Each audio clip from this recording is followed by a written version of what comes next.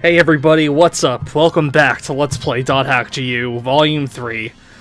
This is some type of artist, and last episode sucked! Oh man, I still can't get over how we went to, like... I don't even know how many... We did, like, 3 things, and none of them had to do anything with the story, and it's like, thank God, I just... I mean, I know I'm still kind of, like, relearning on how to... Well, actually, I don't know. I would say, like, even though I've done Let's Plays before that, you know, are no longer on this channel, unfortunately, this is the first time I'm doing an RPG, especially with an RPG as repetitive as long as .hack.gu is. I am, like, still learning how to put stuff together, and, like, man, I kind of wish I was doing for the past 2 volumes what I was doing for this one now, and just kind of... I hate saying it because it sounds so bad, but, like, cutting the gameplay out and just getting to the story. It's so weird to think of it like that. I don't know. I guess, like, some things are kind of different when you're Let's Playing an RPG, because, like... I don't know, the story is, like, such a bigger part of the RPG than, the game is sometimes. And I mean, if it's a great RPG, the gameplay will be just as enticing, but like with GU, when it's as repetitive as it is, and when doing things to progress the story don't really have anything to do with the story at all, it's like, okay, it's kind of get a move on. But yeah, that was last episode. Honestly, just not a whole lot happened at all. So this episode is different, though. Unfortunately, we are going to be starting off with another quest, and it's a completely optional one, too, but I like it. Well, I don't like the quest itself, but I like what you do in the quest. We're going to be doing that bike mission thing again, or at least the quest that starts off bike missions. I forget if completing this will let you do more bike missions for the NPC. It's not a Vital Vista, it's like a duck. Kafu the duck. But it's the NPC, regardless. Because in the last volume, when we did the bike mission quest for him, we got a keyword that let us do bike missions in any field we want to, which were basically just like time trials. And you can still use that word to do time trials here, but I think after you doing this, I don't know, because I don't think I visit him in this episode. But, like, afterwards, I mean. Oh, sorry, God, hiccups. But I think he'll give you another keyword to do, like, even more time trials and stuff. And I do those later, but they're all off-screen. I kind of show off what you get, because you do get some pretty sweet, prizes if you do them. But, yeah, this one, this I think, just, initiates that whole side quest about bike missions with him again. Because he's just like the other Vital Vistas, where his side quest will close off at the start of Volume 3, and you'll have to redo the quest to reopen it and everything like that. But, so I got kind of like mixed feelings about this quest, because one, you have to deal with those golden goblins again, and they are just as annoying, if not more annoying, than the last volume. But on the flip side, you do get to run them over with motorcycles, so that's also fun. But, yeah, those voices of the Golden Goblins, I mean, it's so... You know what? It's just not something we're gonna deal with, because we're just gonna fast forward through this whole part. One would wonder why I even left it in the first place, but I don't know. Like I said, I do enjoy running them over with, motorcycles, but they do this obnoxious little skit here that it's just it's better for everyone if we don't even pay attention to it. But basically, we're gonna be playing the game of tag with them. I don't know why they call it tag, because it's more like genocide, but they run around the field, and our job is to knock into them with the motorcycle, or the steam bike, I guess I should say, if we're gonna be completely accurate. Not that this Let's Play has been any sort of accurate. Well, I don't know. I don't know. I'm as accurate as I can be, but I'm sure there are bigger .hack fans that can probably take this game a lot more seriously than I've been doing this whole time.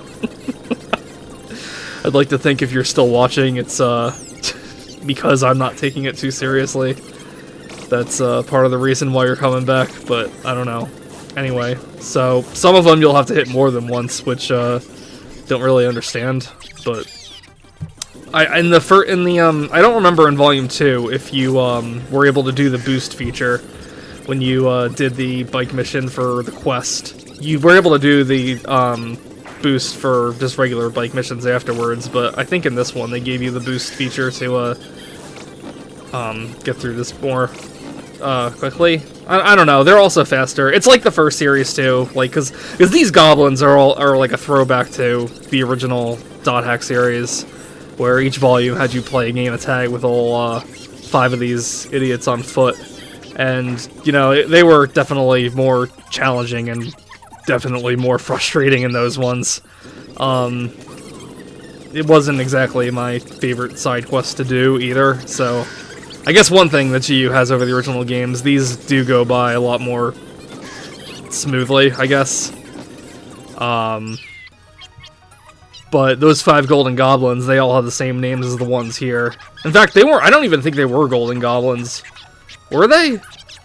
I honestly don't remember. I don't remember them being gold, but... Huh. I'm kind of drawing a blank now. How embarrassing for me. I used to have that series, like, down, like, well, I don't know. Like I mentioned before, like, GU or the original series, no matter how many times I go through them, I'm never going to remember the story as well as I would like to. It's kind of like one of those things where you'll, like, think of a question, like, what, did this happen? Why did this happen? And then you play it again, and you're like, oh, okay. And then, like, 20 minutes later, you're like, yeah, but why? If that makes any sense. But yeah, I just wanted to get that taken care of, because, I don't know. Since I'm doing these quests anyway, you know, I don't know. It bothers me just seeing, like, an unfinished one there. It would be different if, like, there were a lot of unfinished ones, but since so many of them you need to do to actually progress in the story, like, just having, like, the 1 or 2 just unchecked just really rustles me up. But enough of that. We got a story to do now, so let's start off by checking our email, because that's the most exciting thing that you could possibly do in a video game. Notice of campaign commencement. Oh, that's just saying about the, oh, that's from the Bickman model. No one cares about that. And we have our first matchup. We're versing who? Secret. Leader. Secret. Oh, wonderful. Very cool. It's a secret to everybody. I'm not sure who our opponents are. I've got a bad feeling about this. Damn, that's Sakaki. Man, I should have started making like a counter of how many times SIO is like, damn Sakaki, or damn that Sakaki, or Sakaki, you bastard! Oh, man. So yeah, basically we're just gonna go to the tournament now, and the rest of this episode is just gonna be part of the tournament. And I gotta say, you know, the tournament in this game has always been, like, the most forgettable tournament to me. But I gotta say, this first match definitely kind of felt more intense than, like, the rest of the tournament matches put together. And it's because you gotta basically do, like, 5 matches in a row with, like, no rest in between. I don't know if they, like, heal you up a little bit, like, afterwards, in between matches, like they did in the, remember, like, way back in Volume 1 when you had to do the, God, what was it called? Like, the seed ranking or something like that, and you had to, like, fight a bunch of those matches in a row? It's kind of like that, only this time it's an actual, like, part of the tournament. I don't know, it doesn't make sense, because, like, you got 5 teams for, like, the 1 rank Hasayo is, facing at in the actual tournament bracket. So it's like this tournament just, like, kind of, like, keeps making rules up as it's going along, because Sakaki's, like, a psychopath that has it out for this, guy that, opposed him in an online video game. But, whatever. Sakaki's still just, like, he's so fun in this volume. He's so stupid, but he's so fun, and I don't know, I'm kind of just looking forward to, like, just watching Crispin Freeman just have the time of his life with this. I wouldn't even say time of his life. You know, he's had better roles, but, I don't know. Just... It's like at this point in the series where I'm just like, I'm so happy that they picked him for the voice actor, because it's just like, it's so good for the kind of character Sakaki became. But Man, it still bothers me that I can't do my slick slide up to the counter that I used to do all the time in like previous playthroughs. I completely forgot how to do it. I've been trying to do it like with mixed results, either really bad or really, really bad, the whole time. But oh well, now Terror of Death. Has not knowing who your opponent is made you too scared to fight? Mwahahaha. I like how he actually wrote mwahahaha, and he didn't even, like, add an exclamation point to it. It's just like a statement. Just like it's like a mwahahaha to himself. Oh yeah, an entrance decided he doesn't like us anymore. I guess that's something that happened in the last episode. But spoiler alert, it's stupid and dumb and kind of like baiting you to think that something is bigger is going on when it's not. I don't know how long that charade goes on for, but it goes nowhere and it's stupid. Let's listen to Sakaki for a while. Sakaki, the organizer of this PK tournament. Isn't that Sakaki from Moontree? Why is he running this tournament? Yeah, a lot of people remember him. Complete and total authority over this PK tournament by the system. I am confident that all of you PKs will enjoy the exciting battle I have orchestrated for you. What's he talking about? He's from Moontree. Yeah, like he hasn't been calling us the bad guys all this time. I understand your concerns. But perhaps you could reserve your judgments of me until after you've watched today's battle.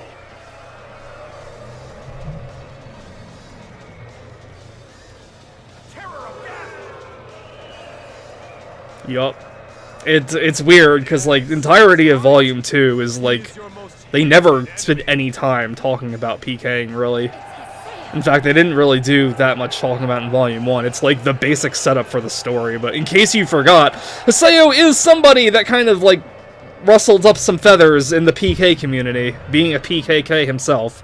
So, now, I guess, like, the point is, like, this whole tournament is supposed to be, like, a grudge match against, Haseo. Oh. The sound of Ida. Yeah, so I guess this is, like, another one of those points where it's, like, they're trying to make you think that the whole world is being contaminated by Ida, and this is, like, an Ida server. I don't know, I still feel like it feels, like, weak.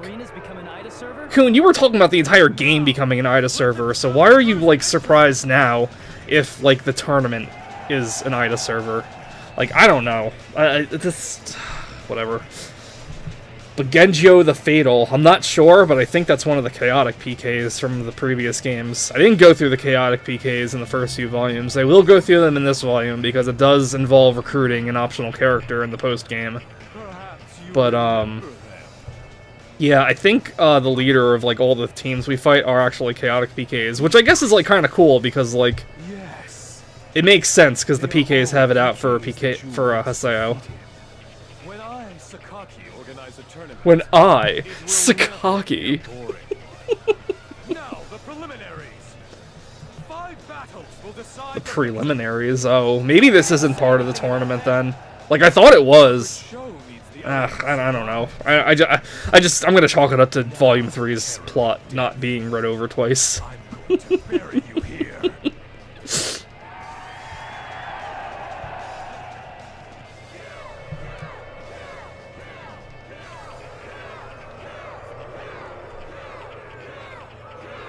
Is this the influence of the Ida server? Not even the crowd seems right.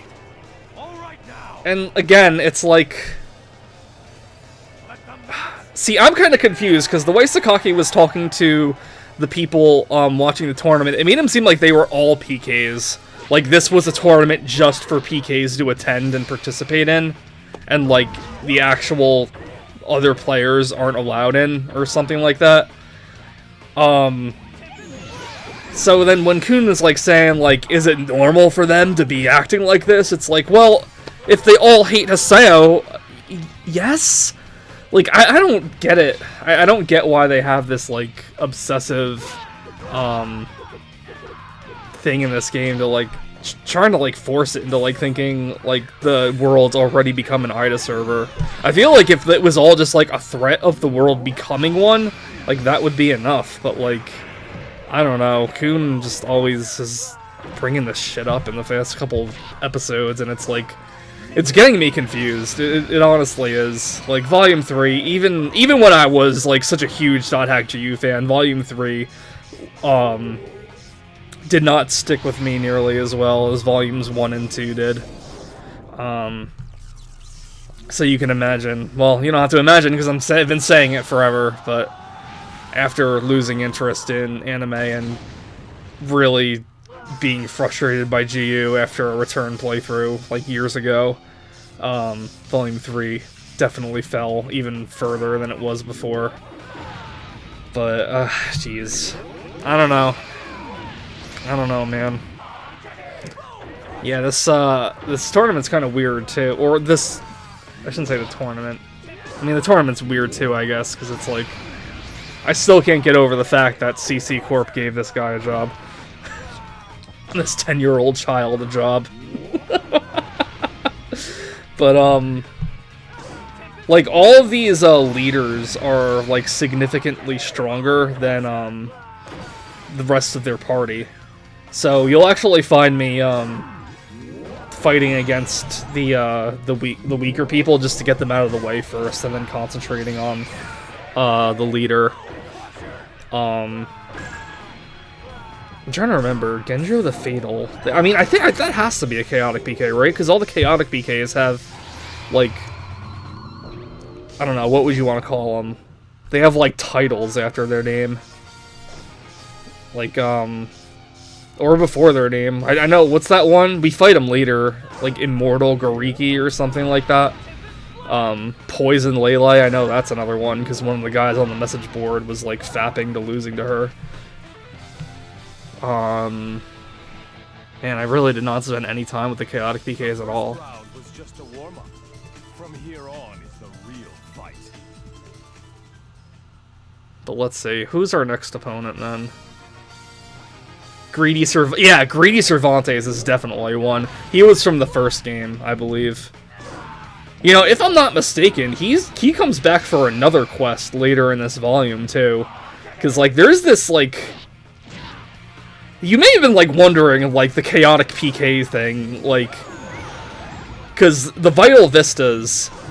Like, the one Vital Vista, anyway, Dingo, he has that, like, official quest that any player can do to take on and hunt chaotic PKs, so you might be, like, thinking, like, who decides that and everything? It sounds like when they mention them on the boards and stuff, it's, like, something, like, the community's made up, but, it's weird, like, later on in this game, there is a quest, and we have to go and be, like, the test for who's gonna be the next chaotic PKs in the list. And you go and fight through a few of them again. Yeah, I guess, like, I forget exactly how it went, but I think, like, your job in the quest is to fight them, and, like, how well they do against you will do it. I don't know, it's weird, like, I don't know, like, this is so stupid to even think about, because, like, there was like, no deeper thought behind this, but it's like, is this just, like, a quest only available to high-level players? Is it a quest only available to, like, Haseo? Because, like, they're, like, with the Grunties being NPCs, too, they've been, like, implying in this volume they have, like, actual, like, behaviors like a real person would, so who's to say the Vital Vistas aren't real ones, and Dingo just decided, yeah, this guy can do it. Like, I don't know, it's so dumb. Oh, man. I don't want to think too hard about it, guys. I really don't. Who's this one? Chiyoko. I don't think that's... Is that the leader? I can't tell. No, the leader's behind him. Who's the leader? God, Chiyoko, someone should tell you about, like, the all-caps rule. Man, they're getting me quick with that Chaotic Strike. I think she's a Twin Blade, then. Well, she has to be a Twin Blade if she's using Chaotic Strike. But yeah, the other people in their party go down pretty fast. It's not that hard. You know what? I'm not even paying attention. Are we recovering HP and SP? Jesus, no, we're definitely not. Kun has, like, no SP left at all. Like, he can't possibly have used all his SP in this one match alone. But I wonder if they, like, recover, like, anything at all. Makia? I can't even read it. Mackie Star, of course. Stupid me. Alright, then who's the chaotic PK then? Milo. Yeah, see, I don't know it. Milo just sounds like a regular player name. I don't know if Milo is a chaotic PK or not. You know, and I remember thinking of this too, and before I started explaining this, I was like, the game's gonna contradict you, you know, because I vaguely remember at some point while playing this, I was thinking, oh, they're all chaotic PKs. Oh, this guy isn't a chaotic PK. Or girl, or whoever I'm fighting. I can't really tell. I think it's a girl. I don't know. Can we get a close-up and see? Yep, it's a girl. Yeah, so I was confused then. But I know the last person you fight here is a chaotic PK as well. I mean, does it really matter? I guess not. I mean, I'm sure if you track this person down in a town, they were a PK and they had something out for Hiseo anyway. But, like, I don't know. Whatever. So since you're not recovering your HP and SP in between rounds on this, it might be a good idea to switch over to your Scythe now and again, to assuming you have your Lost Weapon Scythe on you, so you can start getting some HP and SP back. You're struggling, terror of death. I don't know, I think we're getting along pretty fine. Through the end with so many to fight. I mean, we don't have them anymore. So who's next?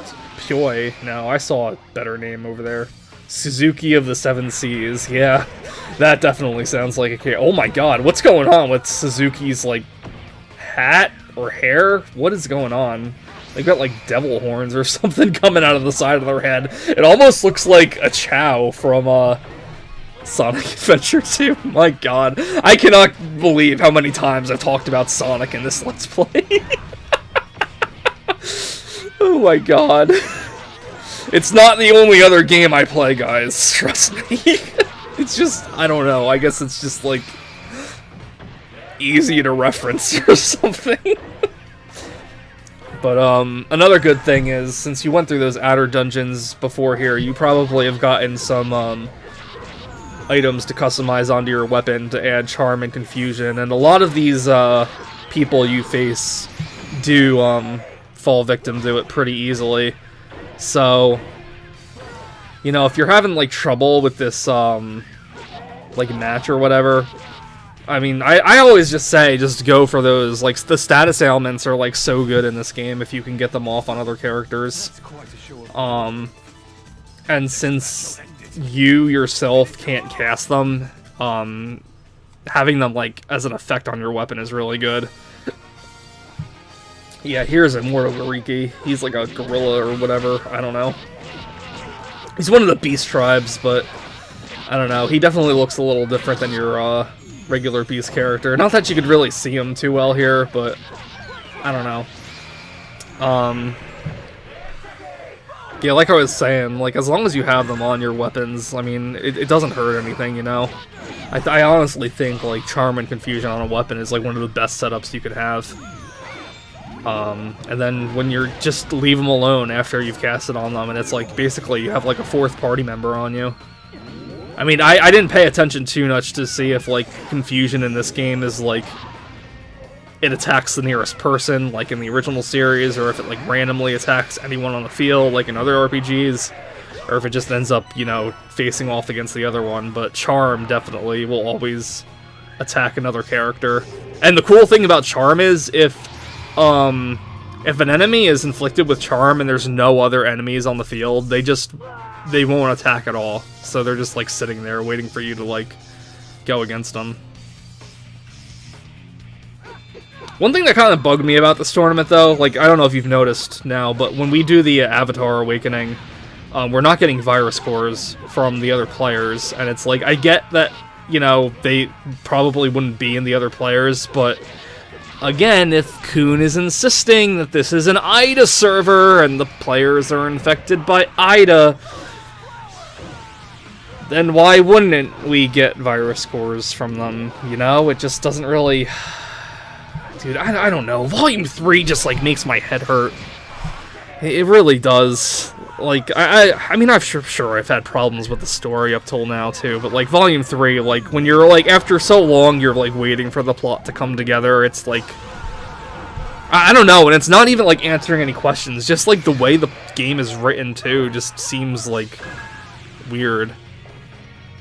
I don't know. It just doesn't make a whole lot of sense to me. But we're almost done here, and then we can go back to story stuff and see Sakaki act like a lunatic. Although this wasn't the one I was hoping, where he's like standing on his soapbox and like preaching to the audience and being like, "Shall we judge Haseo for his sins? What should his punishment be? Shall we hang him from the gallows?" And then Haseo says something about finding One Piece or something. Boo! Haseo won. Well, Haseo did win. And Haseo is the terrible thing of all things. What's the matter, Sakaki? Is this the best you can put together? What a cocky dick. Well, it wouldn't be fun if it ended too soon. I hope to see another splendid performance in the second round.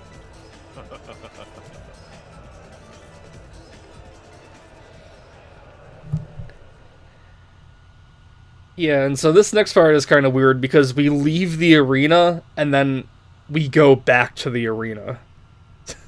But you'll see. I wasn't sure we were going to make it. I'm glad we won. We are awesome. How did the other matches go? Well, Adelie was awesome because she can It heal. appears Matsuen and Terrace won their matches. Also, she's not a horrible person. Really? Really? Is that so? Bad news, I Haseo! love how he's like, really? They What's won? wrong? Those strong fighters won? It's serious! What about serious? It's serious. Yeah, what's wrong? Because, you know, serious is a word, and it's so stupid that they named him that. And we got there just in time He's in this too? to, like, find out he's a lost one. I don't get it. Who the hell could have defeated Sirius? We had an unexpected... Oh my god, and these guys, the most forgettable characters from anything ever. Guys, don't get used to them. They're nothing. They're nothing. And Team Hetero, god, what a name. What a frickin' name. Those guys must be hacked. There's no way such PCs could exist. Yeah, they're wearing white cloaks. What a weird thing. Huh? It's not like our characters, you know? Like... A sense of responsibility, or a sense of duty, or a competitive spirit. Sirius, Matsu, and Antares. Ida has amplified the emotions of all the competitors. And yet, this is the best they can do, driven by those lousy emotions. It's rather funny. Yo, it's so cool when villains shit on emotions, isn't it? They are the hetero Feeling feelings is for losers, right, guys? to whom I have granted power. The only good way to live your life is to be emotionless and play video games. Crush your pathetic human emotions. Maybe one day we too can stand above a stadium and laugh like a supervillain.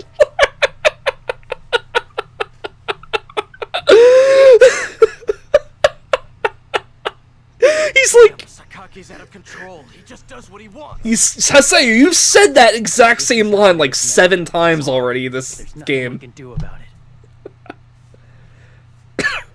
Well then, what are we supposed to do now? I love how they're all so unfazed by Dealing Sirius's with Sakaki, coma. He's likely to try something again. Let's split up for now and get ready for his next move. Right. Well, that was fun. And the fun just keeps going as the tournament keeps going on. I hope we get to do another match soon, but thanks for watching, guys. I'll see ya soon, hopefully. Later.